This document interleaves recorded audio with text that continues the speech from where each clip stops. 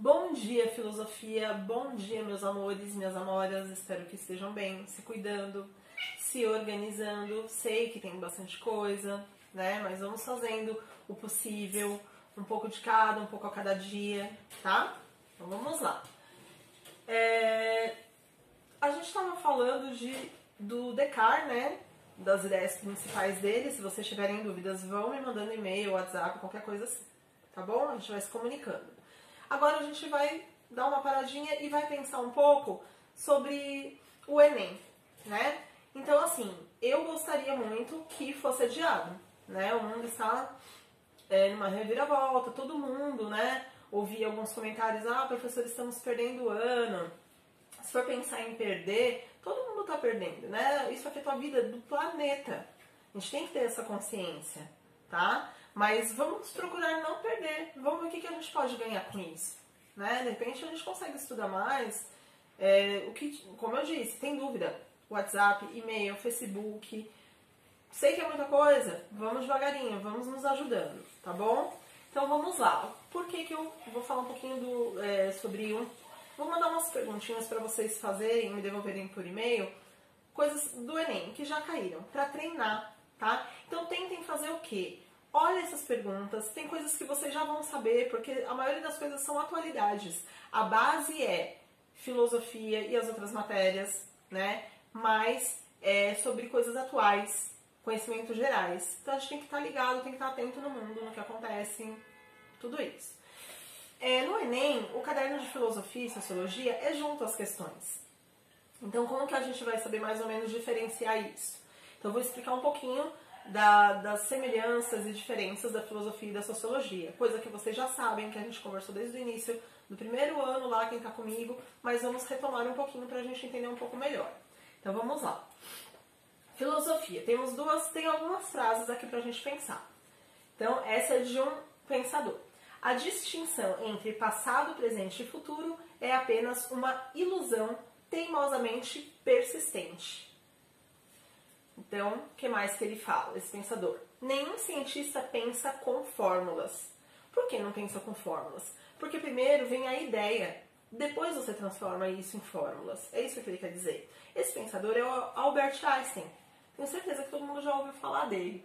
Então, essa questão para ele do passado, presente e futuro, imagina um cientista falando sobre o tempo, né? A gente já falou sobre tempo no primeiro e segundo ano, e a gente pode voltar a falar de tempo em outro momento. Mas outro exemplo que eu quero dar. Um outro pensador diz: a neve e as tempestades matam as flores, mas nada podem contra as sementes. Então a flor pode morrer, mas a semente está lá, firme e forte. Outra frase dele: o desejo é a metade da vida. A indiferença é a metade da morte. Então veja que essas frases são primeiro de um cientista e depois, essas agora, é de um poeta filosófico. Ele faz poesia filosófica. Então, a gente vai entender mais que a filosofia ela é muito mais do que uma ciência. Tá? Tem gente que vê ela só como uma ciência. Vamos entender melhor. A filosofia trata das questões mais antigas da humanidade. O que é o bem, o que é o mal, eu quero saber da verdade. Ela também surge como o espanto das coisas, né? Eu sou um ser humano, vejo tudo normal, de repente eu olho uma coisa muito diferente, eu acho incrível aquilo. Eu quero explicar através do logos. O logos é a palavra.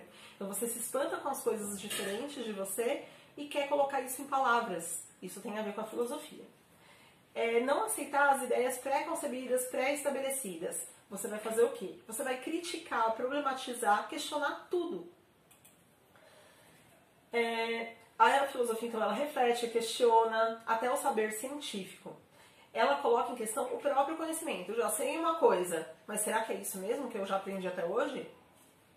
Uma forma do pensamento de se desdobrar sobre si mesmo. Então, você mesmo tem um pensamento e você fala, não, tem mais coisa por trás disso. Ela liberta as pessoas da insegurança e do temor. Então, quando você vai atrás da verdade, você para de temer aquilo. Né? Você não vai mais ter medo de uma coisa que você conhece. Então, ela é a mãe de todas as ciências, porque ela observa, tem curiosidade, analisa, questiona, mas ela não é apenas uma ciência. Ela, a partir dos questionamentos, gerou as outras ciências. Ela é a mãe de todas as ciências. Ao contrário de ser só uma ciência, né? Porque ela reúne várias correntes autônomas e heterogêneas. Então, dentro da filosofia a gente tem mitologia, a gente tem a ciência em si, várias formas de ciência, mil coisas, religião, arte, tá tudo dentro da filosofia. Então, ela não se limita só à aplicação do saber científico, tá? Então, por isso que eu coloquei lá as frases de um cientista e de um poeta. Porque a filosofia, ela trafega por tudo isso. Literatura, ciência, religião, arte, tudo você pode filosofar, tá? Então tem aí as frases desses pensadores. Então vamos lá. As diferenças principais aí entre filosofia e sociologia. Que o objeto de estudo da filosofia é o pensamento e o exemplo do método, porque existem 1000 métodos filosóficos e tem coisa que você pode aprender sem método nenhum. Mas exemplos de método são as experimentações mentais e a lógica. A sociologia, ela vem das relações sociais entre grupos e indivíduos. Então, são relação entre as pessoas, tá? E o exemplo de um método é a observação sistematizada. A sociologia, sim, ela precisa sempre de um sistema. A filosofia, não. Mas a sociologia precisa do sistema. A gente vai ver isso na aula de sociologia melhor, tá bom? Então, o que vocês vão fazer essa semana vocês vão ler os exercícios que eu mandei do Enem. O que você não souber, pesquisa, né? E depois você responde e me devolve o e-mail, tá bom? Se cuidem, até semana que vem. E dúvidas, só chamar no probleminha.